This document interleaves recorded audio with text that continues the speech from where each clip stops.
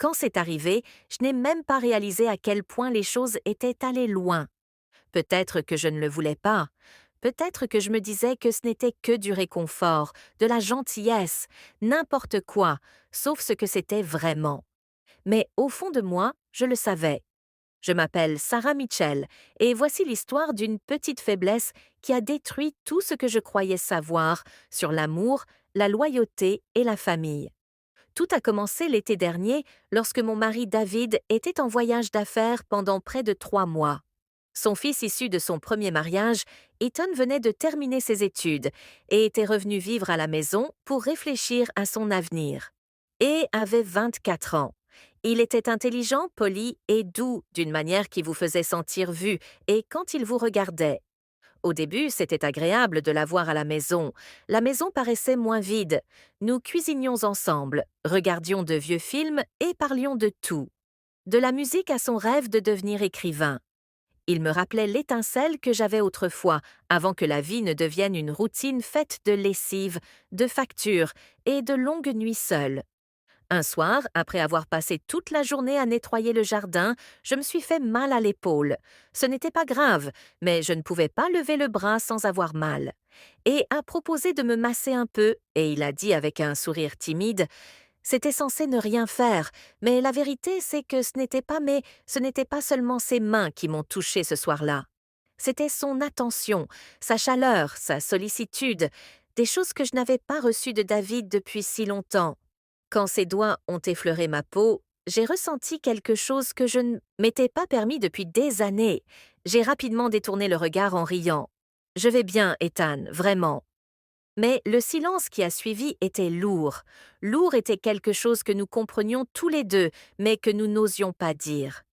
Après cette nuit, les choses ont changé. Nous avons commencé à nous éviter pendant la journée, mais nous nous retrouvions toujours dans la même pièce le soir.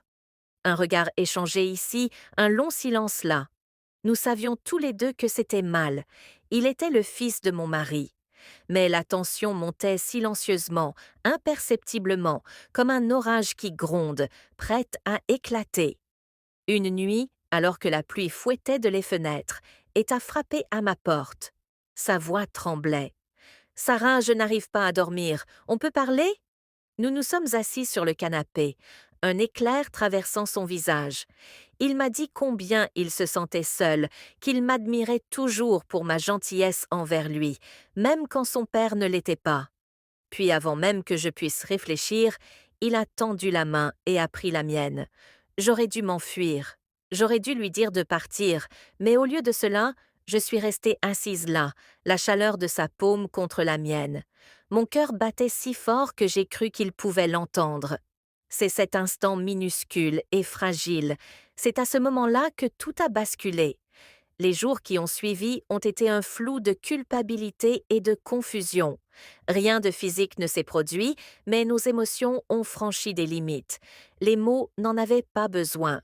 Il a commencé à m'aider davantage à la maison, à rester près de moi. J'ai recommencé à m'habiller un peu plus élégant, à porter du parfum. C'était comme si nous faisions tous les deux faire semblant de ne pas savoir ce qui se passait, tout en le désirant en même temps. Quand David est revenu, j'ai pensé que la culpabilité disparaîtrait. Mais au lieu de cela, j'ai vu le contraste encore plus clairement. Le silence entre nous, la distance qui était devenue la norme. Tout cela était insupportable. Chaque sourire d'A me rappelait ce qui me manquait dans mon mariage. Puis, un après-midi, David a trouvé une lettre. Ethan l'avait écrite mais n'avait jamais eu l'intention de l'envoyer, et il s'y est livré à cœur ouvert, disant comment il m'aimait, comment il savait que c'était mal, mais qu'il ne pouvait s'empêcher de penser à moi. Mes mains tremblaient quand David me l'a montré. Son visage était pâle, sa voix basse. Est-ce vrai, Sarah? Il y a des moments dans la vie où l'on entend son chagrin, pas comme dans un film dramatique, mais doucement comme du verre qui se brise sous la pression. Je lui ai tout raconté, chaque mot, chaque regard, chaque erreur. Je ne me suis pas cachée derrière des excuses. Je ne pouvais pas. David n'a pas crié. Il est juste resté là à me regarder comme si j'étais une étrangère. Ethan et c'est parti le lendemain. Je ne l'ai pas revu depuis. David et Desmo avons essayé la thérapie, mais la vérité avait déjà érigé un mur, un entre nous, un mur que l'amour ne pouvait franchir. 2 ans ont passé. Parfois, je repense encore à cette nuit, à la pluie, à la chaleur, au choix que j'ai fait. Ce n'était pas de l'amour, c'était la solitude masquée par le désir. On me demande souvent si je le regrette. Et la vérité, c'est que oui, chaque jour, non pas à cause de ce que cela m'a fait, mais à cause de ce que cela a fait aux personnes qui me sont chères.